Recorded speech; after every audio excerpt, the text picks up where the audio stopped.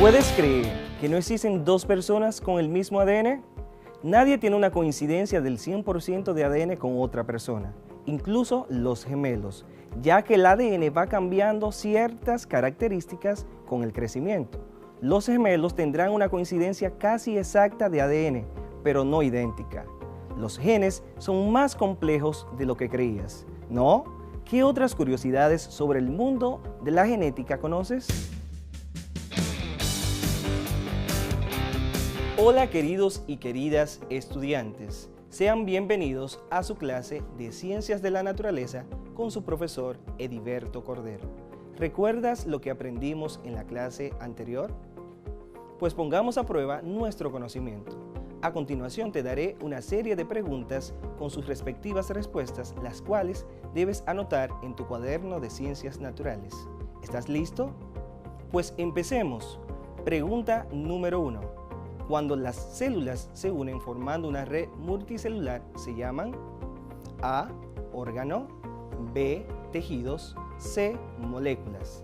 Te repito nuevamente. Cuando las células se unen formando una red multicelular, se llaman A. Órgano, B. Tejidos, C. Moléculas. Si contestaste tejidos, muy bien. Un tejido se define como una agrupación de células que desarrollan una función específica.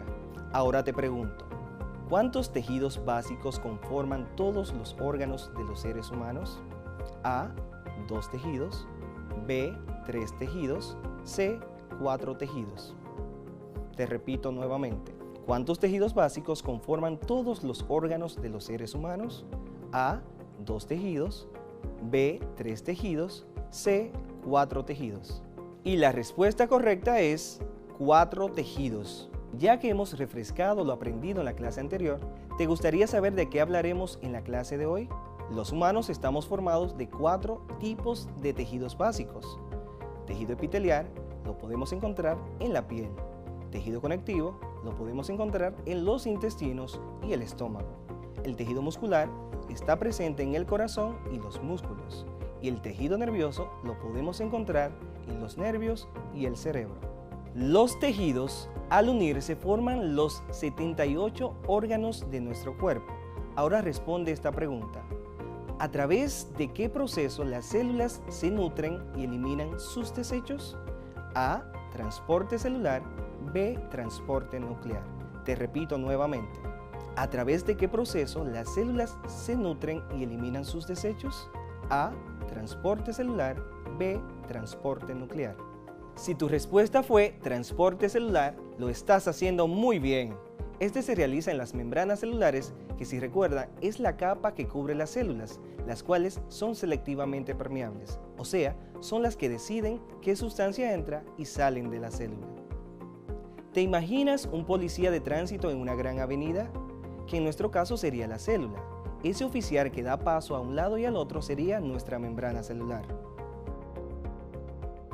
Muy bien, ya que hemos refrescado lo aprendido en la clase anterior, ¿te gustaría saber de qué hablaremos en la clase de hoy? Pues hablaremos sobre la existencia de una gran diversidad de seres vivos y de la gran variedad entre los integrantes de un grupo, que son el resultado de la herencia biológica y los cambios ocurridos en ella. Es evidente que hay una gran semejanza entre los seres vivos que habitan en el planeta.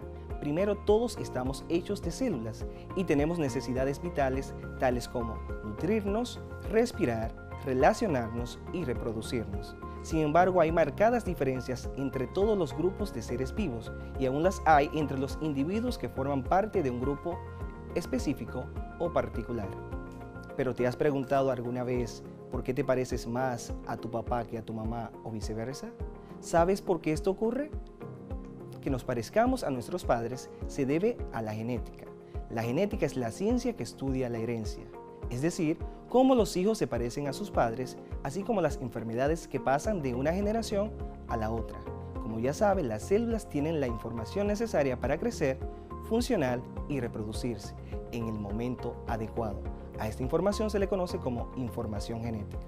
La información genética se transmite a la descendencia gracias a los genes, que son la unidad de almacenamiento de esta información.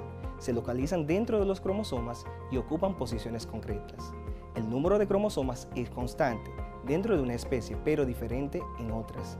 Toda la información genética está contenida en una molécula llamada ácido desoxirribonucleico o ADN. Repita conmigo, ácido desoxirribonucleico. No he dicho un trabalengua. Esto significa que su nombre viene de su estructura, una parte central de una molécula de azúcar llamada desoxirribosa y una de fosfato, a la que se enlazan unas moléculas llamadas bases.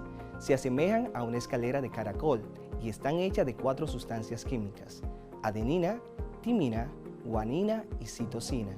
Una sola molécula de ADN contiene aproximadamente 6.000 millones de estas, de adenina, timina, citosina y guanina. Para poder comprender mucho mejor esto, debemos decir que la adenina se une a la timina y la citosina se une a la guanina y en conjunto forman lo que es el ADN, que representa lo que es nuestro código genético o nuestro genoma humano. Si estiramos una molécula de ADN, esta puede medir hasta 6 pies. Podemos decir que el ADN es el mapa genético de la vida y el cuerpo al que este da vida es bastante complejo. Te cuento, nuestro cuerpo está formado por distintos sistemas: el respiratorio, el circulatorio, el neurológico y el digestivo. Entre otros, todos llevan a cabo distintas funciones que actúan de manera organizada para mantenernos con vida. A su vez, esos sistemas están formados por órganos y estos por distintos tipos de células. Cada célula tiene su función. Por ejemplo, la célula del corazón no realiza las mismas funciones que la del hígado. Si nuestro cuerpo es el fruto de la unión solo de 2 células, es decir, el espermatozoide del padre y el óvulo de la madre, ¿cómo es posible que tengamos tantos tipos de células diferentes que llevan a cabo distintas funciones? La respuesta vuelve a estar en el ADN. El genoma contiene la información necesaria para dar lugar a las células con funciones tan diferentes como las de una neurona o las células musculares. Incluso tiene la información que determina nuestro sexo. En la especie humana, el número de cromosomas es de 46. En cada célula tenemos 46 cromosomas, de los cuales 44 son autosómicos, es decir, cromosomas no sexuales, y solo 2 que sí lo son. El conjunto de los 46 cromosomas es lo que llamamos genoma humano. Los cromosomas sexuales son los cromosomas X y Y. Ellos determinan el sexo de la persona, es decir, masculino o femenino. Las mujeres tienen 2 cromosomas X, XX, siendo uno de los cromosomas X proveniente del padre y el otro cromosoma X proveniente de la madre. Los varones tienen un cromosoma X proveniente de su madre y un cromosoma Y proveniente de su padre. En conjunto forman XY. Las madres solamente pueden contribuir con un cromosoma X, ya sea a su hijo o a su hija. Es importante destacar que el sexo del niño lo determina el padre. Los cromosomas restantes, pares, del 1 al 22, se denominan cromosomas autosómicos y contienen el resto de su información genética, como por ejemplo el color de los ojos, de piel, la estatura, la forma de la cara, hasta los gestos y los gustos. Es increíble cómo el ser humano debe tener la cantidad exacta de cromosomas, porque si tiene menos o de más, presentaría enfermedades graves y ciertas condiciones, como por ejemplo, cuando tiene 47 cromosomas, el niño o la niña puede tener síndrome de Down, y si tiene menos, puede tener síndrome de Turner. Como ya hemos mencionado, la herencia es la transmisión de genes de una generación a la siguiente. Tú has heredado los genes de tus progenitores. La herencia te ayuda a ser la persona que eres, alto o bajo, rubio o moreno, de ojos azules o de ojos verdes. Pero, ¿quién descubrió cómo se transmiten estas características de generación en generación? Todo comenzó en 1856, cuando un maestro, científico y matemático austríaco llamado Gregorio Mendel comenzó un proyecto de investigación usando ratones, abejas y plantas, entre ellas los guisantes de jardín, para determinar los rasgos y características. Con sus investigaciones y experimentos, estableció las bases de la genética moderna. Las leyes de Mendel explican y predicen cómo va a ser un nuevo individuo partiendo de los rasgos de sus padres y abuelos. Sorprendentemente, encontró patrones muy similares de herencia para las 7 características que estudió. La primera ley o principio de la uniformidad de los híbridos establece que cuando se cruzan dos individuos de raza pura, es decir, homocigotos, sus primeros descendientes heterocigotos serán iguales entre ellos en sus características físicas y genéticas. Además, sobresaldrá el rasgo fenotípico o físico de uno de los progenitores dominantes. Por ejemplo, si dos padres son de piel oscura, sus descendientes tendrán la piel oscura, y si uno de los dos tiene un rasgo dominante como el color de los ojos, el pelo o rasgos de la cara que se imponen, el primer descendiente tendrá las mismas características.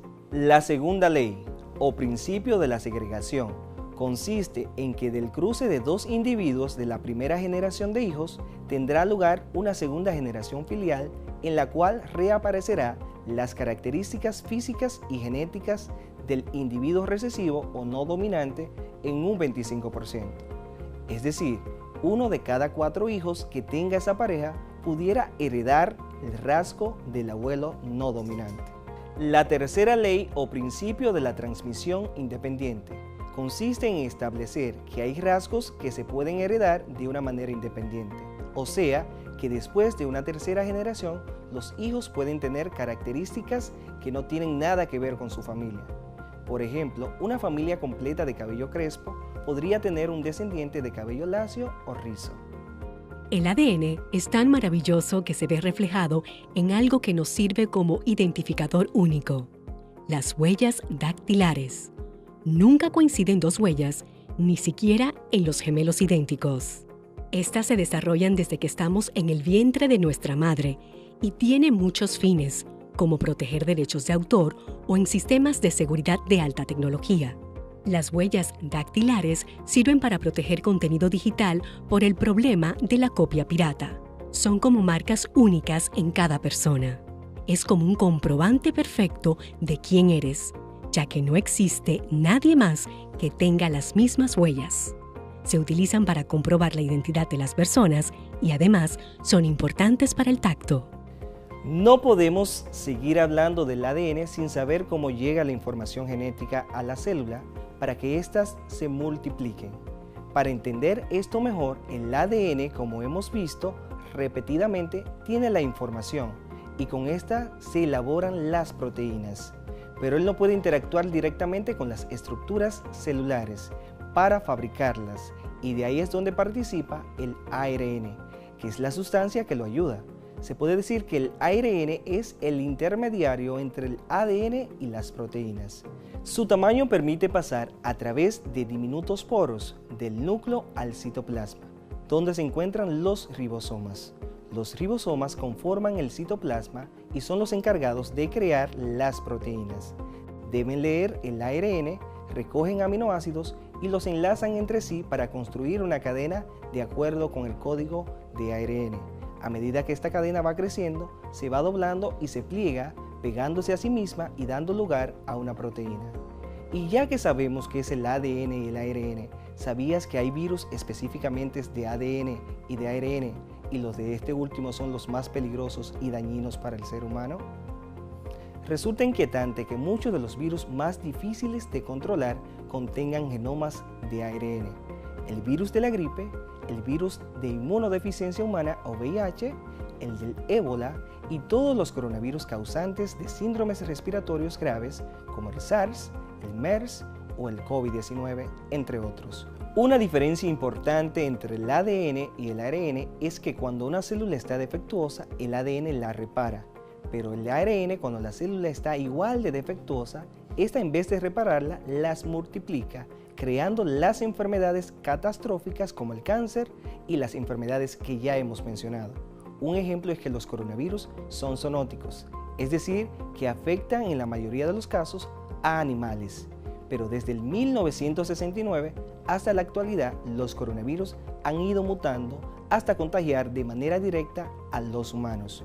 Los coronavirus son virus de ARN que tienen forma esférica y unas proteínas en forma de punta, llamadas proteínas de espiga, que se proyectan desde su superficie, de las cuales deriva su nombre, por semejar una corona solar. El SARS-CoV-2 o COVID-19 está envuelto en una doble capa de grasa y constituido por 4 proteínas estructurales que son proteína en espiga, membrana, envoltura y nucleocápside. Gracias a sus características se pueden unir fácilmente con las células de los seres vivos, en especial los animales y los seres humanos, reproducirse y así producir la enfermedad. Entonces significa que los virus transmiten su información genética de generación en generación y que al igual que nosotros los humanos, tienen un genoma que los hace diferentes a los de otra especie. Esto posibilita que un virus de ARN pueda secuestrar la maquinaria molecular de una célula humana y obligarle a copiar y ejecutar sus instrucciones en vez de la propia célula. No solo eso, además de portar las instrucciones para funcionar y transmitirse, el genoma actúa como archivo histórico de la evolución. Esto quiere decir que los cambios, las mutaciones que permiten que los organismos cambien y se adapten a su ambiente.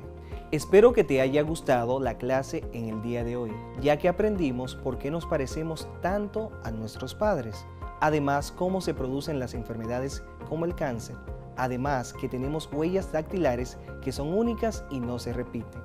¿Quién pudiera imaginar que cada célula de nuestro cuerpo funciona como una fotocopiadora? Es decir, que realiza copias exactas a la que le dio origen a través de la transmisión de información genética.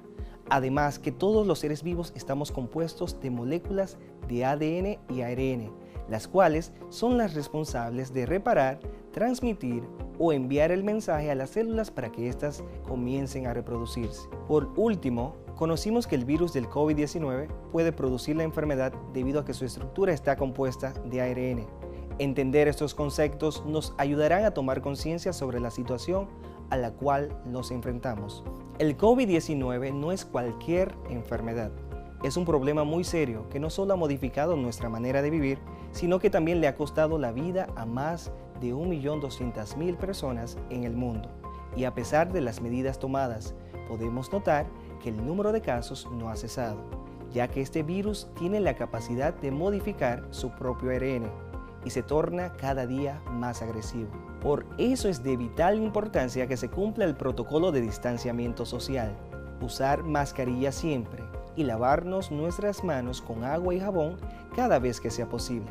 Si el virus no entra a tu cuerpo, no se produce la enfermedad, no se transmite y podremos poco a poco eliminarlo por completo. Y así volveremos a reencontrarnos nuevamente a vivir una vida plena sin limitaciones.